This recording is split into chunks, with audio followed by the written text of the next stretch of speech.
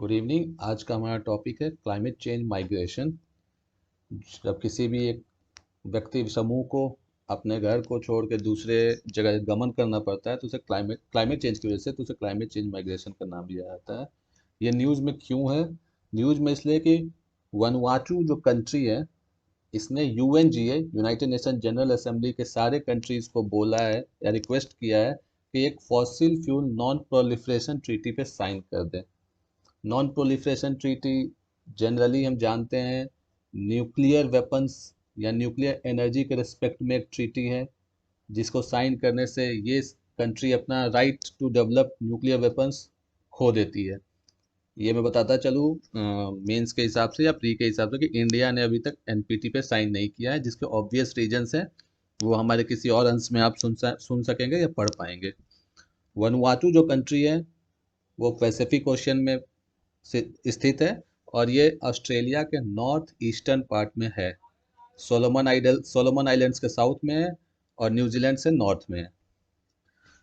ये नॉन जो fossil fuel non proliferation treaty की बात की गई है, इसमें वनुआतू ने बोला है कि जो भी नए कोल ऑयल या गैस प्रोजेक्ट्स हैं उनको ख़त्म किया जाए और जो एग्जिस्टिंग वंस हैं उनको फेज आउट किया जाए, मतलब धीरे धीरे उनको कम किया जाए। वैनुआटू पहली कंट्री है जिसने ऐसी कुछ ट्रीटी की बात की है। लेकिन इस ट्रीटी को बैकिंग किस किस की है?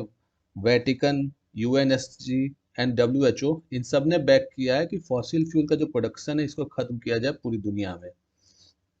ये न्यूज में इसलिए भी है क्योंकि COP27 कॉन्फ्रेंस ऑफ पार्टी 27 शर्म अल शेख जो कि इजिप्ट में है वहाँ पे चल रहा है। तो COP26 जो कि ग्लासगो में हुआ था, वहाँ पे एक सिमिलर कॉल कोल के यूज पे कोयले के यूज पे ली गई थी, जिसमें बहुत प्रोटेस्ट के बाद, डेवलपिंग विकासशील देशों के प्रोटेस्ट के बाद जो लैंग्वेज है उसको फेज आउट से फेज डाउन किया गया था। फेज आउट होता है कि चरणबद्ध तरीके से आप पूरे यूजेस को, कोल का जो उपयोग है उसको खत्म कर दें, लेकिन फेज डाउन होता है कि आप चरणबद्ध तरीके से कम करते हैं यूजेस को। तो इसका असर क्यों विकासशील देशों ने इसका विरोध किया? इसका कारण ये है कि अगर कोल यानी कोयले का यूज को खत्म कर देंगे तो जो डेवलप करने का स्कोप है डेवलपिंग नेशंस को, विकासशील नेशंस को, बहुत कम रह जाएगा। क्योंकि आज भी आधे से ज़्यादा 50% से ज़्यादा जो ऊर्जा का उत्पादन होता है डेवलपिंग नेशंस में वो कोल के द्वारा ही होता है। लेकिन अगर कोल को ही फेज आउट कर देंगे तो कहाँ से हो पाएगा उत्पादन ऊर्जा का? दूसरा, अभी तक जो अल्टरनेटिव वैकल्पिक जो ऊर्जा के स्रोत हैं, जो रिन्यूएबल एनर्जी स्रोत हैं, वो अभी तक फुल्ली तरीके से डेवलप नहीं हो पाए हैं और टेक्नोलॉजी भी नहीं है डेवलपिंग नेशंस के पास जिसका यूज करके वो पूरा ऊर्जा का उत्पादन कर सके। वनुआटू ने इंटरनेशनल कोर्ट ऑफ जस्टिस का भी ओपिनियन लेना चाहा है कंट्रीज के लीगल ऑब्लिगेशंस के रिगार्डिंग। मतलब कंट्रीज ने जो पेरिस में COP हुआ था उसमें उन्होंने सबने अपने INDC साइन किए थे। तो उस रिगार्डिंग वनुआटू ने ICJ से लीगल ओपिनियन पूछा है कि उनके क्या क्या लीगल ऑब्लिगेशन है कंट्रीज के क्लाइमेट हार्म को रोकने के लिए। इस जो प्ली है इसका सिग्निफिकेंस क्या है? तो वनुआटू उन कंट्रीज में है जो द्वीप देशों में काउंट होते हैं, आइलैंड कंट्रीज में काउंट होते हैं और डेवलपिंग भी है और बहुत छोटे भी हैं। तो इनका UN के किसी भी कॉन्फ्रेंस में, यूनाइटेड नेशन के कॉन्फ्रेंस में बहुत ही सिग्निफिकेंट आवाज है या सिग्निफिकेंट समूह है और इनको बहुत दया की दृष्टि से देखा जाता है क्लाइमेट चेंज की जब बात होती है तो। This call for treaty has started discussions around the issue of COP27 in Egypt. Egypt में जो शर्म अल शेख में जो डिस्कशन चल रहे हैं वहाँ पे इसकी बात होने वाली है या हो सकती है। अगर मेजॉरिटी ऑफ द कंट्री, मतलब UN जनरल असेंबली में मेजॉरिटी में जो कंट्री, आधे से अधिक कंट्री अगर ICJ international court of justice को अगर ये अधिकार दे देते हैं तो ICJ को क्या टास्क मिलेगा? उनको ICJ को इंटरप्रेट करना होगा कि अंतर्राष्ट्रीय मानवाधिकार और जो वातावरण से संबंधित कानून है उसके अंतर्गत सारे देशों की रिस्पॉन्सिबिलिटी क्या है और कितना वो एक्ट कर रहे हैं, ये उनको इंटरप्रेट करना होगा। और ये भी मैं बताता चलूँ साथ में कि UNGA United Nation General Assembly कुछ one of the few bodies सारे बॉडीज में से कुछ ही बॉडी में से अधिकार है जो आईसीजी को एडवाइजरी ओपिनियन ले सकते हैं, उसमें से यूएनजीए भी एक है।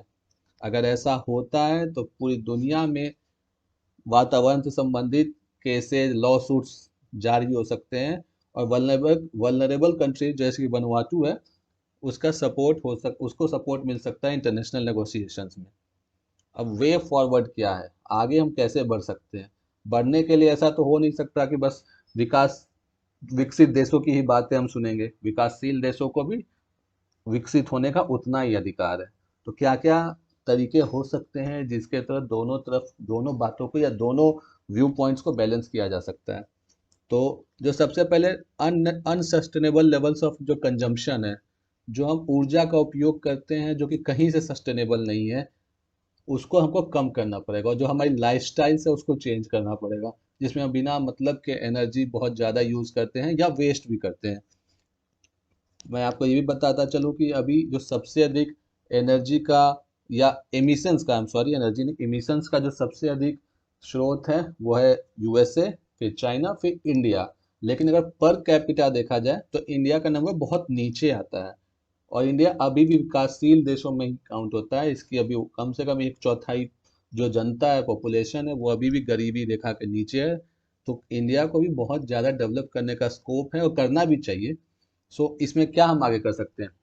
लाइफस्टाइल फॉर एवरीवन, जो कि लाइफ मूवमेंट, जिसको शॉर्टकट में या शॉर्ट फॉर्म में लाइफ मूवमेंट, जो COP26 में नरेंद्र मोदी सरकार ने एक इनिशिएटिव लिया था ग्लासगो में, कि लाइफस्टाइल फॉर एवरीवन को हम अपने जीवन में ला सकते हैं, ताकि इससे उतना ही एनर्जी का हम यूज करें जितना हमारी नीड है, हम एनर्जी को बर्बाद नहीं करें। दूसरा, कोल को या कोयले के यूज को फेज डाउन कर सकते हैं, धीरे धीरे धीरे धीरे। एकाएक उसको फेज आउट नहीं कर जा सकता, एकाएक उसके यूजेस को खत्म नहीं किया जा सकता। इस रिगार्ड्स में जो हमारी नई पॉलिसी है क्लाइमेट चेंज से रिलेटेड, कि हम 2070 तक नेट कार्बन न्यूट्रल हो जाएंगे, वो भी एक बार आपको पढ़ने की जरूरत होगी। In many countries including India, जैसा कि मैंने पहले ही बताया कि बहुत सारे विकासशील देशों में कोल अभी भी ऊर्जा का प्राथमिक सोर्स है, प्राइमरी सोर्स है, और उसको एकाएक खत्म कर देना या फेज आउट कर देना पॉसिबल नहीं है इस पर्टिकुलर मोमेंट पे। लेकिन और उससे ये भी इफेक्ट हो सकता है कि अगर अभी आप कोल के यूजेज को कम कर दीजिएगा तो SDG, जो सस्टेनेबल डेवलपमेंट गोल्स है, उसको अचीव करने में बहुत दिक्कत होगी विकासशील देशों को। लेकिन एक लोअर इमिशंस में अगर हम पहुंच जाते हैं, एक ऐसी दुनिया में जहाँ पे इमिशंस, कार्बन इमिशंस बहुत कम है, ग्रीन हाउस गैस के इमिशंस बहुत कम है, तो वो दुनिया जो होगी वो इक्विटेबल भी होगी और सस्टेनेबल भी होगी। लेकिन इसका करने के लिए पहले ध्यान हमको देना होगा अल्टरनेटिव सोर्सेज ऑफ एनर्जी को डेवलप करने में, जैसे ग्रीन एनर्जी हो गया, वो hydro energy, wind energy, solar energy, जो कि धीरे धीरे करके, या फिर आपको इलेक्ट्रिक व्हीकल्स जो हम यूज करते हैं उसका भी हमको धीरे धीरे ही डेवलप होंगी टेक्नोलॉजीज, और लास्ट में आके इफेक्ट में आएंगी। एक और बात जो है, क्लाइमेट रिजिलियंट इंफ्रास्ट्रक्चर, मतलब वो क्लाइमेट से रिलेटेड, क्लाइमेट्स को इंफ्रास्ट्रक्चर जो कि रिजिलियंट हो, जिसका क्लाइमेट का, जिस पर असर बहुत कम हो या ना के बराबर हो, उसको हाई प्रायोरिटी देनी चाहिए। इसमें फंडिंग की बहुत ज़्यादा ज़रूरत है।